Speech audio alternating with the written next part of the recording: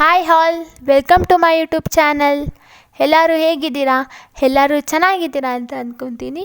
ಬನ್ನಿ, ನಾವಿವತ್ತಿನ ವೀಡಿಯೋದಲ್ಲಿ ತುಂಬ ರುಚಿಯಾಗಿರೋಂತಹ, ತುಂಬ ಸೊಗಸಾಗಿರೋಂತಹ ಬರಿಸೊಪ್ಪಿನ ಸಾಂಬಾರು ಮಾಡೋದು ಹೇಗೆ ಅಂತ ನೋಡೋಣ. ಈ ಸಾಂಬಾರು ತುಂಬ ರುಚಿಯಾಗಿರುತ್ತೆ. ಇವಾಗ ಸ್ವಲ್ಪ ಮಳೆ ಬರ್ತಿರೋದ್ರಿಂದ ಈ ರೀತಿ ಬಿಸಿ ಬಿಸಿ ಸಾಂಬಾರು ಮಾಡ್ಕೊಂಡು ತಿಂತಾಯಿದ್ರೆ ಮನೇಲಿರೋ ಮಂದಿಗಳಿಗೆಲ್ಲರಿಗೂ ಇಷ್ಟ ಆಗುತ್ತೆ. ಎಲ್ಲ ತುಂಬ ಇಷ್ಟಪಟ್ಟು ತಿಂತಾರೆ. ಈ ಬರಿಸೊಪ್ಪಿನ ಸಾಂಬಾರು ಮಾಡೋದಕ್ಕೆ ಏನೆಲ್ಲ ಬೇಕು ಅಂತ ನೋಡ್ಕೊಂಬರೋಣ ಬನ್ನಿ. ನಾವಿಲ್ಲಿ 1 ಲೋಟ ಹಾಲು, ಹಾಗೆ 2-3 ಸ್ಪೂನ್ ಹುರ್ಗಡ್ಲೆ, 1 ಸ್ಪೂನ್ ಗಸಗಸೆ, ಹಾಗೆ 1 ಇಂಚು ಚಕ್ಕೆ ತೊಗೊಂಡಿದ್ದೀವಿ. ಹಾಗೆ ಒಂದು ಅರ್ಧ ಹೋಳು ಕಾಯಿನ ನಾವು ಈ ರೀತಿ ಕಟ್ ಮಾಡಿ ಇಟ್ಕೊಂಡಿದ್ದೀವಿ. ಹಾಗೆ 1 ಹಿಡಿ ಕೊತ್ತಂಬರಿ ಸೊಪ್ಪು, ಒಂದು 7-8 ಮೆಣಸು, ಹಾಗೆ ಬೆಳ್ಳುಳ್ಳಿ, 2 ಟೊಮ್ಯಾಟೊ, 8-10 ಮೆಣಸಿನ್ಕಾಯಿ, ಹಾಗೆ ರುಚಿಗೆ ತಕ್ಕಷ್ಟು ಉಪ್ಪು, ಹಾಗೆ ನೋಡಿ 1 ಗೆಡ್ಡೆ ಬೆಳ್ಳುಳ್ಳಿನ ಈ ರೀತಿ ಜಜ್ಜಿ ಇಟ್ಕೊಂಡಿದ್ದೀವಿ. ಹಾಗೆ 2 ಸ್ಪೂನ್ ಎಣ್ಣೆ ತೊಗೊಂಡಿದ್ದೀವಿ.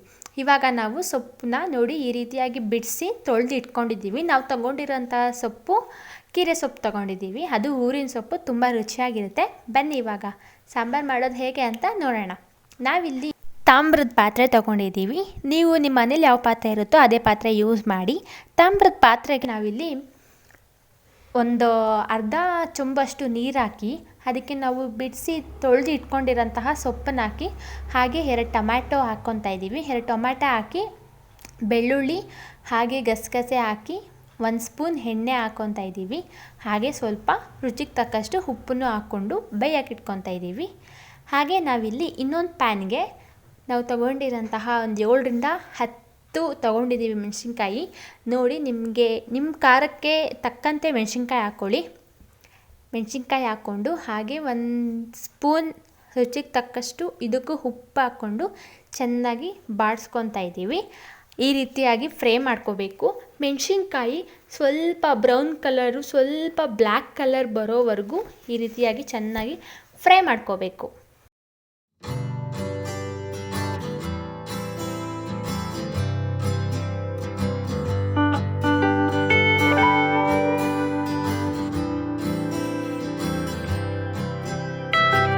ಇವಾಗ ನಾವು ಗ್ಯಾಸ್ ಆಫ್ ಮಾಡಿಕೊಂಡು ಅದೇ ಬಿಸಿಗೆ ಹುರ್ಗಡ್ಲೆ ಮತ್ತು ನಾವು ತೊಗೊಂಡಿರೋಂತಹ ಕಾಯಿನ ಹಾಕ್ಕೊಂಡು ಒಂದು 2 ನಿಮಿಷ ಬಾಡಿಸ್ಕೊತೀವಿ.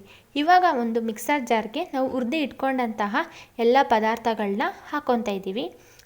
ಅದನ್ನು ಹಾರಕ್ಕೆ ಬಿಡ್ತಾಯಿದ್ದೀವಿ. ಇವಾಗ ನಾವು ನೋಡಿ, ಸೊಪ್ಪು ಬೆಂದಿದೆ. ಈ ರೀತಿಯಾಗಿ ಬೇಯಿಸ್ಕೊಂಡ್ರೆ ಸಾಕು. ತುಂಬ ಏನು ಬೇಯಿಸ್ಕೊಳ್ಳೋದು ಬೇಡ, ತುಂಬ ಕಡಿಮೆನೂ ಬೇಯಿಸ್ಕೊಳ್ಳೋದು ಬೇಡ. ನೋಡಿ, ಈ ರೀತಿಯಾಗಿ ಬೇಯಿಸ್ಕೊಂಡ್ರೆ ಸಾಕು. ಇವಾಗ ಬೆಂದಿರೋಂತಹ ಟೊಮೊಟೊನ ನಾವು ಎಲ್ಲ ಪದಾರ್ಥಗಳನ್ನ ಹಾಕ್ಕೊಂಡಿರೋಂಥ ಮಿಕ್ಸರ್ ಜಾರ್ಗೆ ಟೊಮೆಟೊನೂ ಹಾಕ್ಕೊತಾ ಇದ್ದೀವಿ. ಅದ್ರ ಜೊತೆಗೆ ನಾವಿಲ್ಲಿ ಸೊಪ್ಪು ಮತ್ತು ನೀರನ್ನ ಎರಡನ್ನೂ ಬೇರೆ ಮಾಡ್ತಾಯಿದ್ದೀವಿ.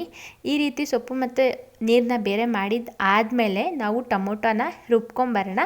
ನೋಡಿ, ಈ ರೀತಿಯಾಗಿ ಟೊಮೊಟೊ ರುಬ್ಬಿದ ಆದಮೇಲೆ ನಾವು ಬೇಯಿಸಿ ಇಟ್ಕೊಂಡಂತಹ ಕೀರೆ ಸೊಪ್ಪು, ಹಾಗೆ 1 ಹಿಡಿ ಕೊತ್ತಂಬರಿ ಸೊಪ್ಪು, ಬೆಳ್ಳುಳ್ಳಿ, ಮೆಣಸು ತೊಗೊಂಡಿದ್ವಲ್ಲ, ಒಂದು 7-8 ಎಲ್ಲನೂ ಹಾಕ್ಕೊಂಡು ಅದಕ್ಕೆ ಸ್ವಲ್ಪ ನೀರು ಹಾಕ್ಕೊಂಡು ನೋಡಿ ಈ ರೀತಿಯಾಗಿ ರುಬ್ಕೋಬೇಕು. ಈ ರೀತಿ ರುಬ್ಬಿದ ಆದಮೇಲೆ ನಾವು ಸೊಪ್ಪನ್ನ ಬೇಯಿಸ್ಕೊಂಡಿರೋಂತಹ ತಾಮ್ರದ ಪಾತ್ರೆಗೇ ಸ್ವಲ್ಪ ಎಣ್ಣೆ ಹಾಕ್ತಾಯಿದ್ದೀವಿ. 2-3 ಸ್ಪೂನ್ ಎಣ್ಣೆ ಹಾಕ್ಕೊಂಡು 1 ಸ್ಪೂನ್, ನಿಮಗೆ ಬೇಕಂದರೆ 2 ಸ್ಪೂನ್ ತುಪ್ಪನೇ ಹಾಕ್ಕೊಳ್ಳಿ. ತುಪ್ಪ ಹಾಕೋದ್ರಿಂದ ಸಾಂಬಾರು ಇನ್ನೂ ತುಂಬ ರುಚಿಯಾಗಿ ಬರುತ್ತೆ. ನಾವಿಲ್ಲಿ 1 ಸ್ಪೂನ್ ತುಪ್ಪ ಹಾಕ್ಕೊತಾ ಇದ್ದೀವಿ. ತುಪ್ಪ ಹಾಕ್ಕೊಂಡಿದ್ದಾದಮೇಲೆ